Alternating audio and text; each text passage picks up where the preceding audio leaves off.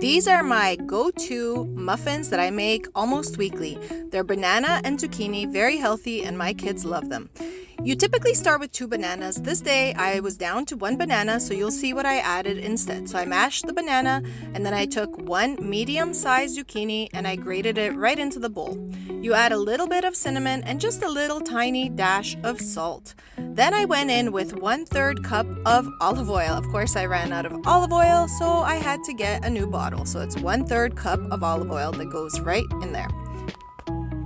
You then add 2 tablespoons of milk. You can use any milk of choice. This is just the lactose-free milk that I've been using lately.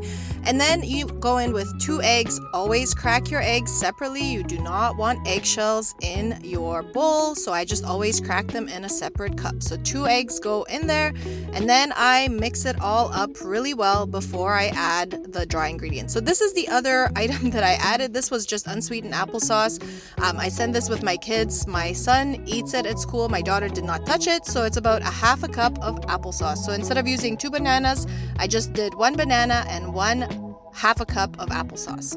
I then went in with just under 2/3 cup of brown sugar. You can use any sweetener you want.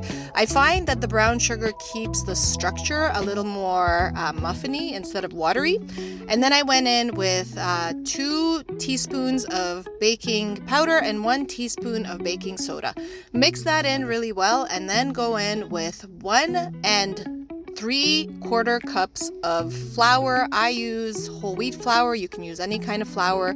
I do caution that if you do use oat flour, they will not rise as much as the regular flour, but this is pretty much the consistency you want. And then just for that extra little thing, I like to add some dark chocolate chips in there. I have also added frozen blueberries in the past, frozen blueberries and chocolate chips, sometimes some fruit. And then I spray these muffin tins with oil and scoop the muffin batter right in there. I preheated the oven to 350, and then exactly 25 minutes later, the muffins will be golden and delicious and ready. I let them sit for 2 to 3 minutes, and then I put them on a cooling rack to cool fully, and the kids devour it. Subscribe for more mom-friendly and kid-friendly recipes that fit real life. Enjoy!